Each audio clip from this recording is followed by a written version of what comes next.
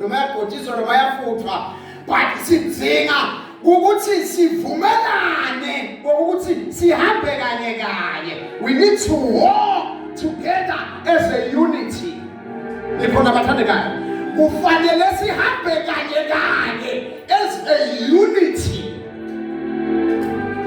Or rather, as a unit, we need to be unified. Sidinga sibe mqondo noma besibe ndzawonye. Amen. Amen. Likhaya awulakhi ngoba unemali kakhulu. Awulakhi likhaya ngoba ufunze kancane futhi. Awulakhi likhaya ngoba umhle kakhulu. Kunebantu abanedimbulo ledihle namafiga lamahle unawe bede emakhaya. Hallelujah. Kanjani khona bathandekayo? Nikhona bathandekayo? Bese kuthi na kulokunyongwa kwalaphezulu kuthiwe kungemafimbo. Ebantanyongana Asi lifimbo lile liqhamuke nasi bantu banyala phela lisikhombisela wona nanfimbo. Egama lika Jesu. Hawu lifike lifimbo ngoba bekhumalo luwakho umuntu. And kube successful. Nikhona bathandekayo? Afike umuntu lokhotshoswako awakhe umuntu uqine uthi bhe uvuthe phondo umuntu. Because you understand indzaba ye-unit. Njalo libandla ke beliphila lapha endzaweni. Noma singafani. Le ndzawo sitawuyidla nasiyisebenzisa lelo lokuthiwa i-unit. Angeke nale verse 9 bazalwane le tawucishe libe sisekelo salokuqhubeka kwethu encwadini yabase-Efeso. Asambeni sovula incwadi yabase-Efeso kwenyalo chapter 4. Ephesians chapter 4. Asifani futhi asiyuze. Futhi kukhona into lesiyawuze sife singavumelani ngato. Kodwa singawuze sihlale ndawonye.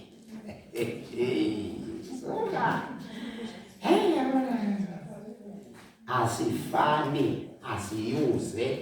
Futhi kunento longeke uzale ukuthi guqula kimi. Ungafika guqula siqabene kodwa kufanele sihlale ndawonye. Hayi. Kunetinto letingeke tibe fulfilled. But akusho ukuthi thina nawe asingeke sisahlala ndawonye sitawuba ndawonye la sontweni la. Akusho ukuthi lokuthi singavumelani salo siqabana. Amen. Singanje lo munye wethu akhethe bamdzala, lo munye wethu akhethe kulandzela. Sakha i-unity phela manje, i-unity. Amen. Kungako iBhayibheli babekhumalo lithi thathani kungathi lo munye umdzala noma ke mkhulu kunani. Amen. Niyabona ngisho iBhayibheli. Yenda kwangathi lo munye shasa ngathi lo munye vele mkhulu kunawe. Sathi thatha ngathi siyalingana sonke, ingqabano ekuseni, ingqabano emini, ingqabano entsambama, ingqabano siyayesive nje bazalwane sokukhulunywa athi angiyazi lenza beyaqhamuka kanjani bazalwane lokuthi abathile abanye bazalwane nabakhulumako angathi basuke bafuna ku-achieve ini bathi labanye lo mlingani wami lo indvodza isho umfati wayo uthi phela lo mlingani wami nalo mali asho kule ndvodza isimlingani wami akulingani ake bazalwane akukho kulingana nje kulingana into lengekho empilweni eBhayibhelini ireality nje akulingana abantu abangile nisaba neyokwenza awulingani nendvodza lingani nababe wekhaya abantu badana sikumane nibeke inyawo lonke nile semthombile sikumane nibeke inyawo ndawo hamba ke abantu abaningi yokwenza la niyokwenza khona ndangisita nganto yinye understandani ukuthi make une role yakhe ekhaya lengafani ne role yakabe leya make irole ingaphansi nekwe rank kulena yababe awulingani nendvodza yakho never awuyuze ube ngumlingani nayo. Salani phansi. Let's have a umlingani wami, that's wrong. Because bese sekwenza ukuthi bese sewufuna ukuhlala esitulweni lesinganganawe. No. Bese sekukhulunywa imizaba yokuthi emadvodza anjani ego ngalesinye isikhathi vele asifune umuntu la itulweni nje. Kunendvodza yakho but in position awunganayo.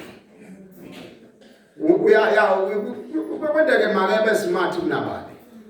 Cha lokho into lekhona naseBhayibhelini sikukhanzile nje lenye indvodza bathi ngibani umkhokhe nayo indvodza la lapho siyabulawa nguDavide. Waqhamuka lo maka wayiphephisa lapha. Abigail. Lo maka bekungu-Abigail. Asmart kunalo babe. Waphephisa lo babe lo maka. Enta Davide nempi ngale.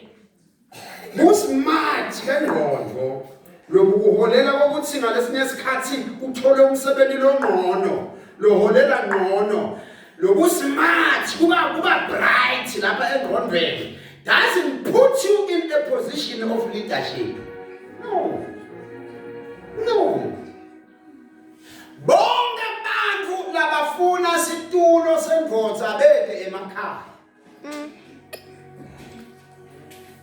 Anifundisa unjani usikhambe phasile. Bonke abantu labathi mina angifuni kubuswa indvodza, angifuni nje kubuswa umuntu ungazami ke kufrustrate umntwana nebantu ngokuthi akuthathe. Aza kulobole miyeke ulungu njalo wena.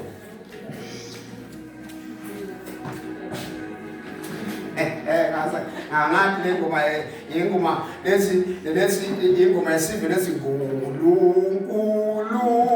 nikathiwe tibusiso emaswathi latibo amathi khamngaphi ngoba sekhathi enkozweni sikhuluma i-unity ayibi khona ngeke silingane sonke. One must allow himself to be on the lead. Lomunye kumele ukuthi ativumele ukuthi alandzele nalo ngambili lo lidabo akamkhokhodi lo aweniba. Manzi boys. Bonke bafana abeva ukuthi igama lenkosi kalibongwe sikumani. Bonke bafana all the boys. Bonke bafana lese bathombile nabo abasukume benoketiye umshana uhletilene umshana ngoba uthombile wena sukume ngoba indvodza akusho ukuthi wena ungboss, akusho ukuthi wena bonke bantu batakulalela noma ngabe ungakade iqhazi kahle. Amen. Udzinga ukuthi uhole ngoba ndaba ngemadvodza taba nemuntu wakasangweni awuqabanga nje sekunemuntu wakanqumana nathiwa ukuthi abantu abadzala vele isathabona thike emhlabeni uvele zakhele uvele umshana nebashana bonke bamshana bonke umshana bonke labahlala phansi bafana bami ngegama likaJesu. Amen. Unity asendeni kanjena kasifunze nanelivesi 9 sitofika ekugcineni njoba lokushumayela kwambazalwane angishumayeli amis. Ngishumayela ngenhloso. There is something I wish to achieve. Amen. Unale nhloso ukuthi kwakheleke ingqondweni. Unity in diversity chapter 4 encwadi yabase-Efesu kusukela kuverse 1 kufika kuverse 6. Ngakho ke mina siboshwa enkosini ngiyanincenga ukuthi nihambe ngalokufanele kubitwa lenabitwa ngalo, nikhombise luthando lwenu ngekubeketelelana, ngekuthobeka konke, nangekubunene, nangekuqinisela, nibokukhuthalela kugcina kunye bamoya ngesibopho sekuthula, munye umtimba, munye namoya, njengoba lilinye lithemba lenabitelwa kulo, yinye munye kukholwa, munye umbhabhatiso, munye uNkulunkulu, lo nguBaba wethu sonke, lo ngenkulu kwabo bonke, nalo ngekhathi kwabo bonke nakubo bonke. Sandeni amen.